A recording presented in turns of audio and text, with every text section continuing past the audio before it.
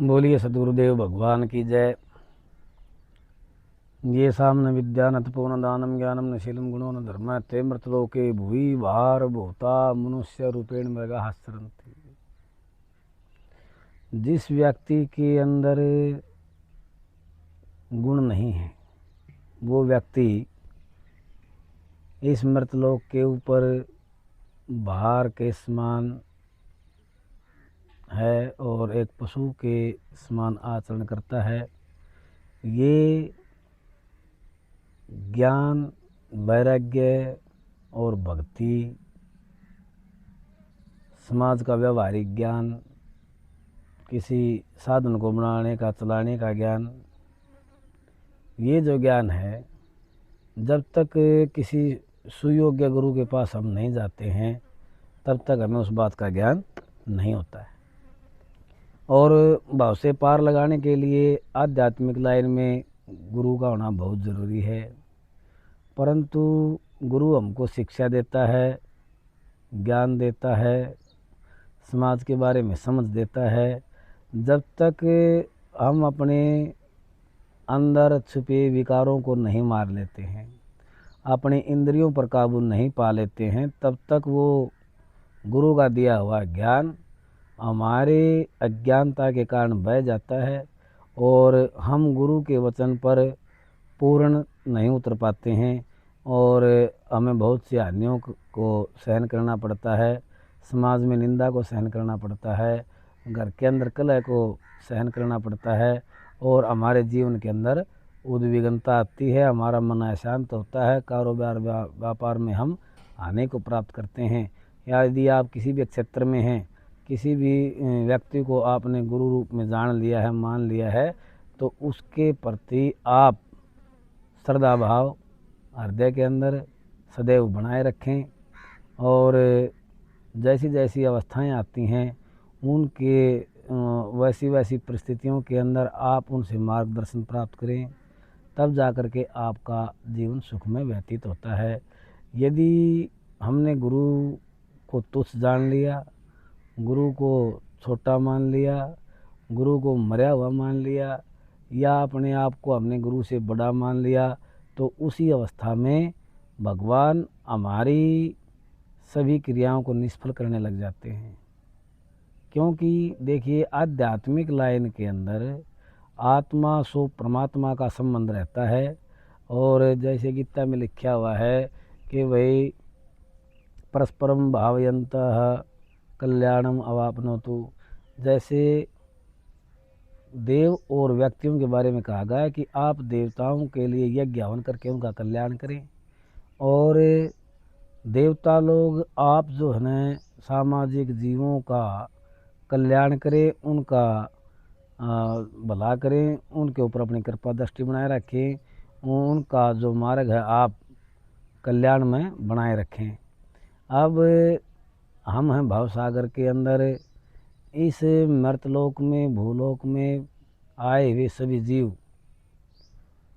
नारकीय जीवों के समान होते हैं जब तक उन्हें ज्ञान नहीं होता है।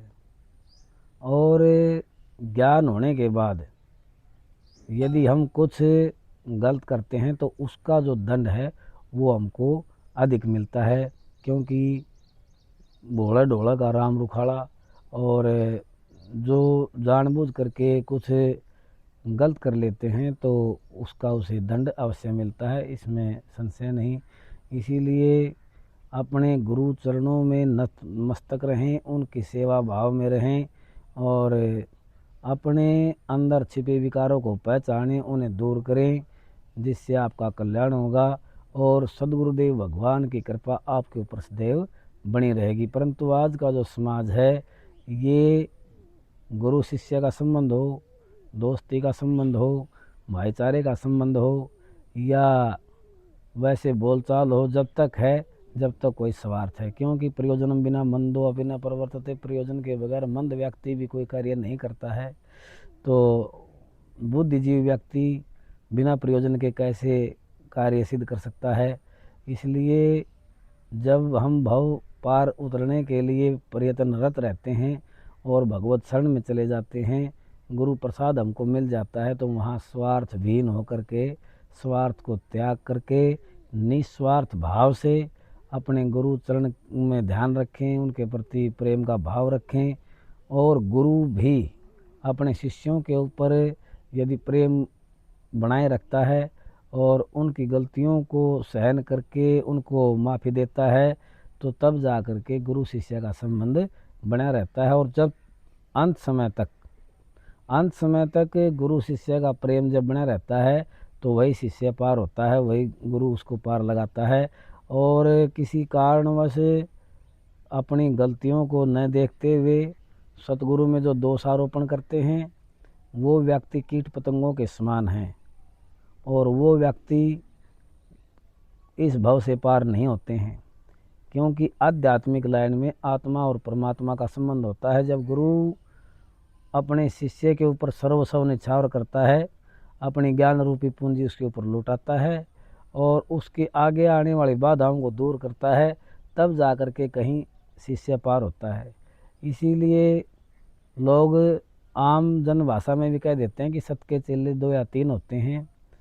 तो अपने गुरु के प्रति प्रेम भाव है और पूरा समर्पण है, पूरा त्याग है।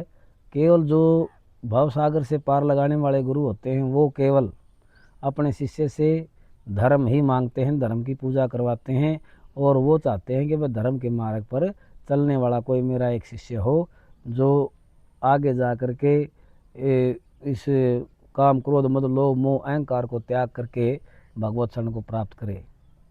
इसीलिए सामाजिक जीवन से, जाति पाति से, धर्म से और वेदों से, पुराणों से, शास्त्रों से ऊपर उठ करके जब तर्क वितर्क को हम बुद्धि के अंदर ख़त्म कर लेते हैं और हम हमारे इष्ट के अंदर, गुरु के अंदर पूर्ण रूप से समर्पण भाव रखते हैं, तब जाकर के शिष्य पार होता है। बोलिए गुरु गोरखनाथ जी महाराज की जय।